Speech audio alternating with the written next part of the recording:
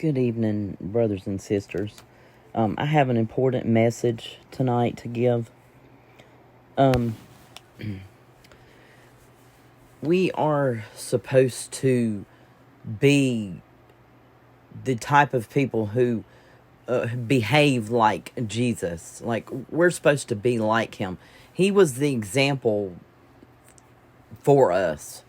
There's scriptures all over the Bible that tell how we're supposed to behave. Okay. Well, while many people are just thinking they're gonna escape the whole tribulation and the rapture's gonna happen and they're not gonna be here, people aren't thinking about the fact that not everybody is going to escape. Okay, that's in Luke 21:36. It says to be always on the watch and pray that you may be able to escape all that is about to happen and that you may be able to stand before the Son of Man. Not everyone is going to escape. Okay. Because in let's see, Daniel 7:25, speaking of the Antichrist who is going to be reigning very soon, these things are about to begin. Okay. He will speak against the Most High and oppress his holy people and try to change the set times and the laws. The holy people will be delivered into his hands for a time, times, and half a time. That's 1,260 days. Okay. And then Revelation 13, verse 9 to 10. Whoever has ears, let them hear. If anyone is to go into captivity they will go. If anyone is to be killed with the sword they will be killed. This calls for patient endurance and faithfulness on the part of God's people. Okay. This will be the real test for everybody that this applies to. Whoever is to go into captivity they will go.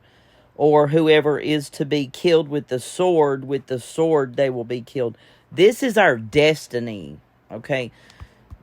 What was decided for us long before we were ever born. Some of us will be killed for our faith.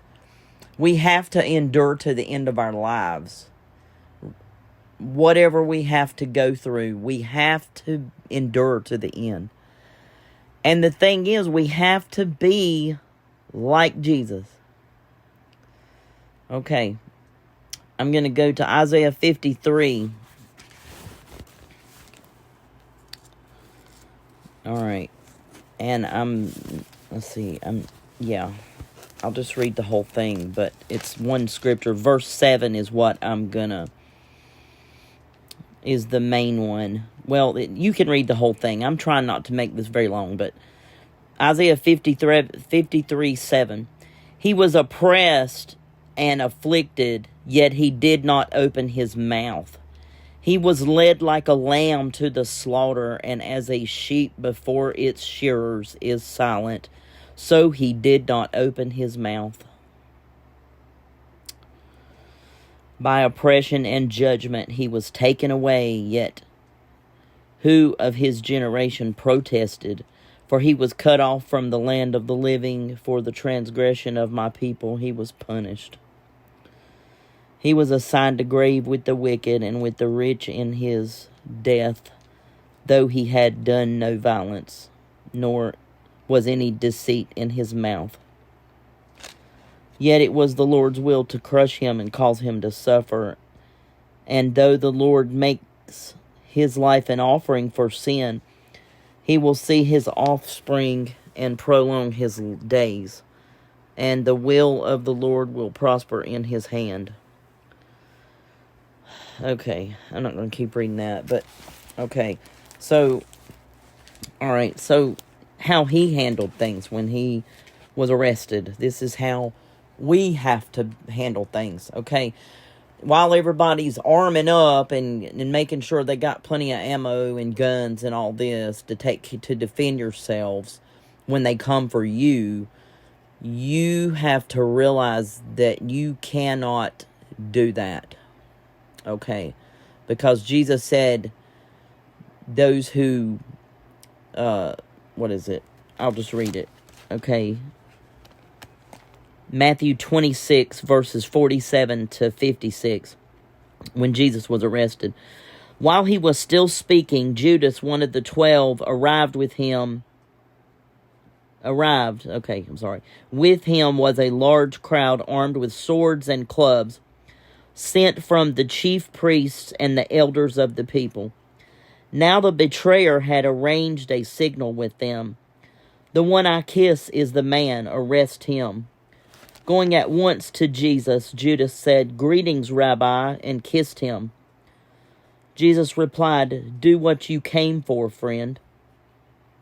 Then the men stepped forward, seized Jesus, and arrested him.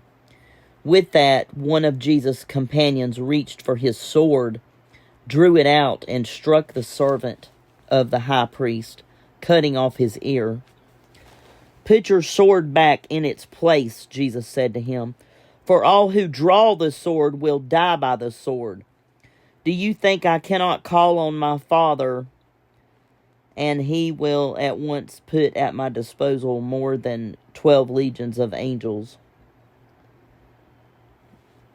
But how then would the scriptures be fulfilled that say it must happen in this way?"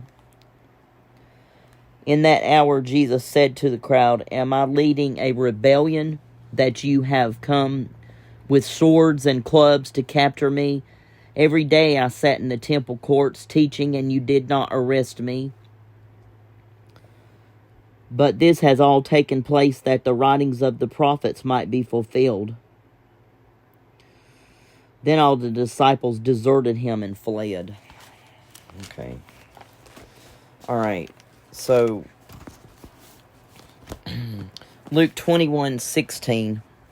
"You will be betrayed even by parents, brothers and sisters, relatives and friends, and they will put some of you to death." All right. So, this is what we're facing. Not everybody's going to escape the tribulation, because whatever our destiny is what will happen to us. I don't know what mine is. I don't know what yours is. But Luke 21:36 says to be always watching and pray that you may be able to escape all that is about to happen. Okay? So, but Daniel 7:25 says that the Antichrist is going, that God's holy people will be delivered into his hands for 1,260 days, which is, let's see, a time and half a time. 2.5 years? Okay. So, I was supposed to let you know that we're supposed to be like Jesus. A lamb led to the slaughter. Not fighting and cussing and shooting people and trying to cut people's ears off like Peter did.